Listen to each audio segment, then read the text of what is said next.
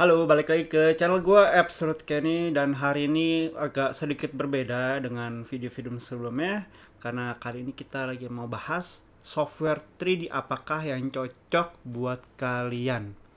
Oke, mungkin banyak banget ya software 3D di luar sana yang bisa kita cari. Ada berbagai macam dari yang berbayar, dari yang gratis. Dan kita akan membahas downside apa aja dan juga upside apa aja masing-masing software, dan mungkin ini cocok buat kalian atau enggak itu tergantung dari kalian sendiri. Oke, kita mulai dari yang pertama, 3D Studio Max. Oke, ini paling lawas banget dipakai di luar sana karena ini dipakai banget buat arsitektur atau perfilman juga ada dipakai, dan ini tuh paling software cukup menjanjikan di pasaran karena banyak banget penggunaannya di luar sana. Downside-nya apa ya? Salah satu bos gue pernah ketemu sama developer yang membuat 3D Studio Max. Dari dia aja menyarankan, wah jangan deh, jangan pakai 3D Studio Max. Codingannya buat software itu sendiri agak berantakan gitu. Jadi acak adut gitu. Jadi kemungkinan crash itu cukup besar gitu. Dan apalagi mungkin cara belajarnya tuh buat gue tuh terlalu banyak ya, tools-toolsnya jadi agak ribet melihat ya. Overall itu aja, dan itu kenapa gue agak menghindari 3D Studio Max. Karena yang kedua, Maya ini sama kayak 3D Studio Max, satu grup. Jujur gue sendiri agak susah membedakannya, tapi ini paling banyak digunakan untuk perfilman ya. Downside-nya apa sih? Ini downside-nya menurut gue susah banget belajarnya buat gue, karena toolsnya lebih berantakan lagi. Kalau dilihat layoutnya sendiri itu gue nggak bisa, gue nggak kuat. Dan sebenarnya sih kalau kalian bisa, ini bagus banget, promising banget buat di industri perfilman ya. Bisa arsitektur juga bisa, semua bisa, cuman lebih ke arah mananya gitu. Yang ketiga kita ada Cinema 4D. Oke.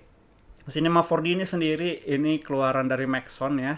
Buat kalian yang suka motion graphic, ini cocok banget. Karena ini keunggulan dari si Cinema 4D apa?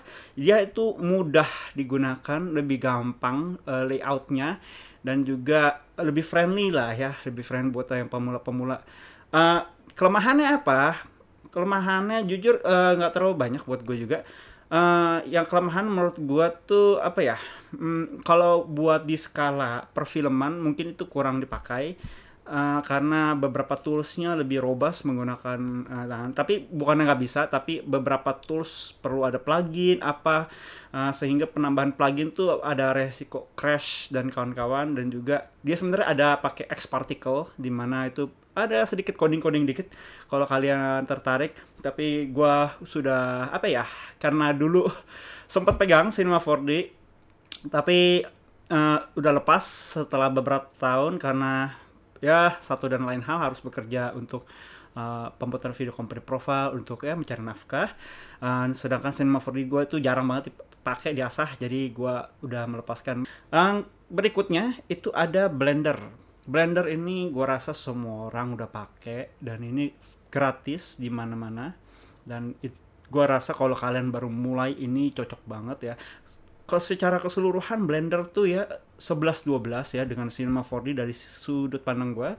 Sebenarnya Blender tuh pas versi kedua atau ketiga itu agak masih underdog, jadi orang kurang apa ya, ngelirik ya buat skala perfilman, motion graphic dan kawan-kawan. Teman sekarang Blender udah versi keempat kalau nggak salah. Itu kalau gue udah lihat itu luar biasa banget toolsnya ya, udah nyaingin dari Cinema 4D. Jadi kalau kalian nggak ada budget buat ke Cinema 4D, bisa juga pakai Blender karena Blender gratis, dan juga plugin-pluginnya juga banyak ya di luar sana ya. Kelemahannya menurut gue apa ya, mirip-mirip Cinema 4D, dia masih banyak mengandalkan plugin-plugin di luar sana, jadi ada potensi untuk crash menurut gue. Gue so far baru pakai sedikit doang untuk Blender, dan Blender overall buat gue bisa mirip-mirip sama Cinema 4D cara belajar ya. Cuman gue belum sempat megang lagi karena gue lagi fokus ke software yang berikutnya ini, yaitu Houdini. Oke, kenapa pertama gue tuh fokus ke Houdini? Mungkin gue sampingkan dulu ya, sorry ya. Houdini itu sebenarnya software yang super khusus buat kalian yang suka buat simulasi. Simulation lah ya. Simulation itu apa sih kok? Simulation itu seperti kalau kita real life ya. Kalau kita real life tuh kayak air ataupun api ataupun pasir itu kan semua tuh simulasi ya. Jadi apa ya, mereka harus berpikir dulu, oh ini ke arahnya kemana kemana, dan sedangkan kita nggak mungkin ya tiap butirannya itu kita kontrol. Jadi biarkan komputer berpikir, ini secara gampang ya, biarkan si software Houdini tuh berpikir untuk ini pasir loh. Tingkat kelengketannya segini, tingkat kebakaran segini, tingkat itu, jadi kita mengatur itu semua. Jadi nanti komputer yang tinggal kompilasi semua itu gerakannya. Jadi jadilah air, api, ataupun jadi pasir, atau banyak guys. Dan juga ini toolsnya gue bilang nih, menurut gue ini powerful banget buat dipakai, karena dia keunggulan pertama, paling utama itu dia procedural.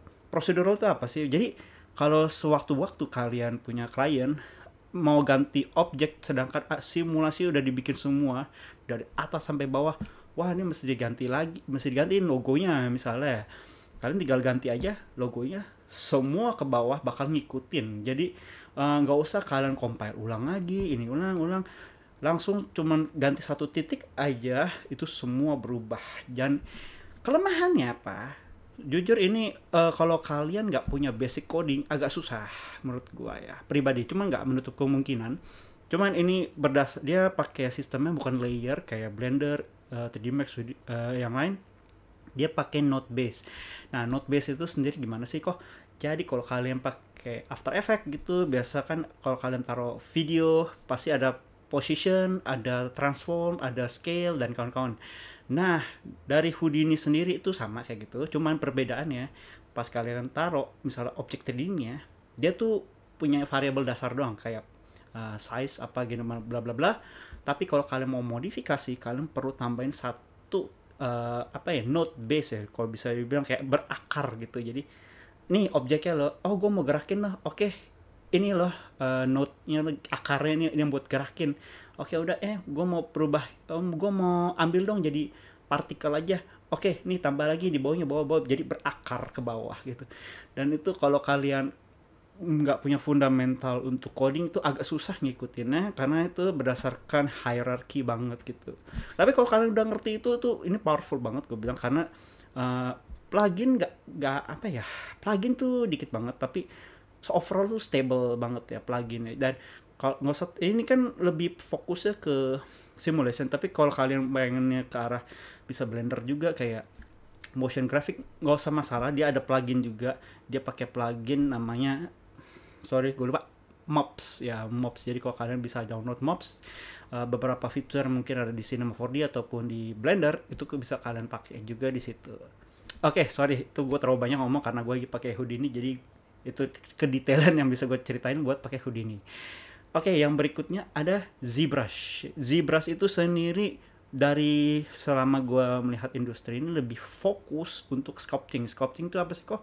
Misal kalian mau bikin karakter monster. Nah, ini software powerful banget buat kalian bikin sculpting kayak mukanya apa sampai ke detailannya dan juga animation. Nanti sudah selesai kalian bisa ekspor itu jadi file-file, biasa file-file 3D yang bisa industri pakai. Ada Alembic, tapi Alembic gue kurang suka, ini agak besar banget filenya.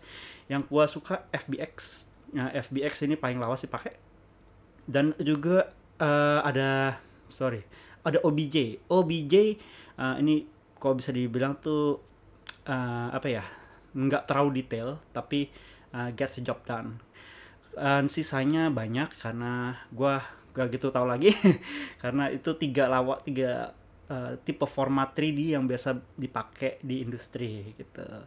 Kalau ada juga software 3D berikutnya tuh kayak Modo itu dari The Foundry, tapi gue nggak gitu ngikutin karena itu jarang gue lihat ya orang di pasaran pakai Modo gitu ya. Tapi kalau bisa kalian pakai tuh satu software dari The Foundry itu kan bisa ada compositing apa semua di situ, itu enak banget ya. Tapi so far gue mencari yang bisa ada simulation karena nggak banyak software yang bisa pakai natively simulation.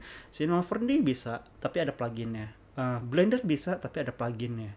Nah kalau dari Houdini sendiri udah built-in, udah emang pakarnya dia di situ, jadi lu mau ngapain aja itu stable banget ya menurut gua. Oke, itu aja overall pemilihan software yang kira-kira ada di pasaran yang mungkin bisa kalian coba. Coba komen di komentar di bawah kalau kalian masih penasaran, kok mendingan masuk ke software yang mana nih kalau mau belajar ini, kok mendingan mana. Taruh aja di kolom komentar di bawah, nanti gua coba bisa balesin satu-satu ya. Oke, itu aja. Thank you for watching and see you in the next video. Bye-bye.